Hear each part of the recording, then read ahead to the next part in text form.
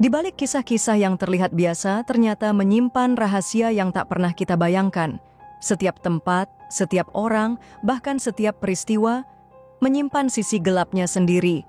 Entah itu legenda lama yang terlupakan, atau kejadian nyata yang menggetarkan jiwa, channel ini hadir untuk mengajak kamu menyelami kisah-kisah misterius, dari yang tersembunyi di pelosok negeri, hingga kisah nyata yang membuat bulu kuduk berdiri. Jadi siapkan dirimu, karena apa yang akan kamu dengar malam ini bisa saja mengubah cara pandangmu terhadap dunia di sekitarmu.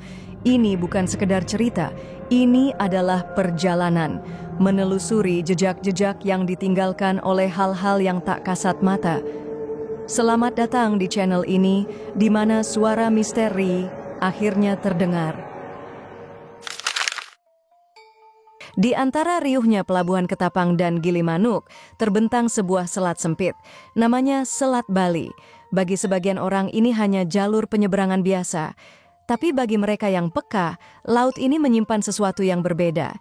Ia bukan sekadar jalur air, tapi juga sebuah batas antara kehidupan dan kematian, antara dunia nyata dan dunia yang tak terlihat. Pagi itu, pelabuhan Ketapang ramai seperti biasa. Kendaraan mengantre, orang-orang sibuk, dan kapal-kapal silih berganti membawa penumpang menuju Bali. Tapi di laut, tak ada yang benar-benar biasa. Para nelayan yang sudah puluhan tahun melaut di kawasan ini tahu, ada waktu-waktu tertentu di mana laut terasa berbeda, terlalu tenang, terlalu sunyi. Dan itulah pertanda bahwa laut sedang diam-diam mengamati. Salah seorang awak kapal, Pak Suraji, sudah 30 tahun bekerja di penyeberangan ini. Ia hafal betul setiap suara mesin kapal, setiap perubahan angin. Tapi satu hal yang tak pernah ia lupakan adalah malam ketika ia kehilangan 3 temannya saat KMP Rafflesia 2 tenggelam. Cuaca cerah, tapi laut tiba-tiba menggila. Angin tak terasa, tapi kapal miring begitu cepat. Saya cuma bisa berdoa. Waktu itu, saya yakin ini bukan hanya soal mesin atau gelombang. Banyak kapal yang melintasi Selat Bali tak pernah kembali dengan utuh. Beberapa bahkan menghilang begitu saja dari radar. Seperti KMP Yunisi yang tenggelam tak jauh dari pelabuhan. Banyak yang mengatakan bahwa kapal itu kelebihan muatan.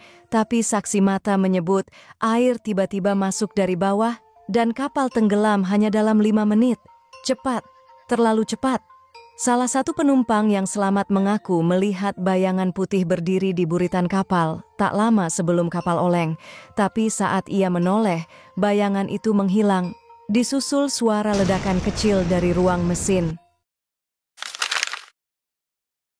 Masyarakat sekitar percaya bahwa Selat Bali bukan sembarang tempat. Laut ini dijaga oleh makhluk gaib. Beberapa menyebutnya sebagai Ibu Laut. Sosok ini diyakini tinggal di dasar laut antara dua dunia, Bali dan Jawa.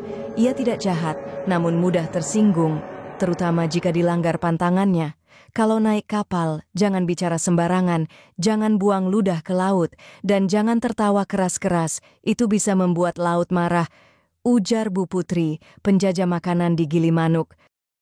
Ada satu titik di Selat Bali yang dipercaya sebagai pusaran gaib.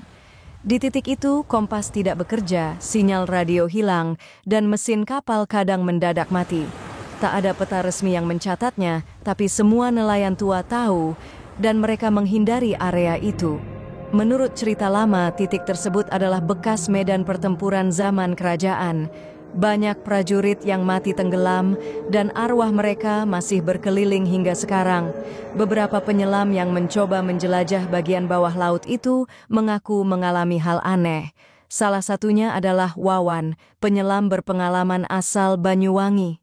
Saya turun untuk mencari bangkai kapal, tapi yang saya lihat malah bayangan tubuh-tubuh tergantung di bawah tanpa wajah. Waktu saya naik, oksigen saya tiba-tiba tinggal setengah. Padahal belum lama menyelam. Fenomena lain yang sering muncul di Selat Bali adalah kapal gaib. Kapal ini disebut-sebut muncul saat kabut turun atau malam gelap tanpa bulan. Tidak bercahaya, tidak bersuara. Ia hanya melintas, perlahan, dan hilang begitu saja. Beberapa awak kapal pernah melaporkan melihat kapal besar di radar, tapi saat dicari, tak ada apa-apa. Mereka menyebutnya kapal penjemput.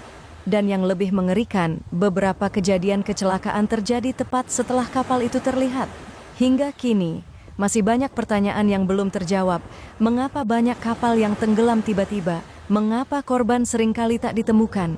Dan mengapa suara-suara aneh terus terdengar di malam hari, meski radar kapal menunjukkan lautan kosong? Apakah semua ini hanya cerita rakyat? Atau memang Selat Bali menyimpan sesuatu yang lebih besar dari yang kita pahami? Kita hidup di dunia yang sama, tapi tidak sepenuhnya saling terlihat. Selat Bali adalah jalur penghubung, tapi juga gerbang. Gerbang yang hanya terbuka bagi mereka yang dipanggil atau mereka yang tak sengaja masuk.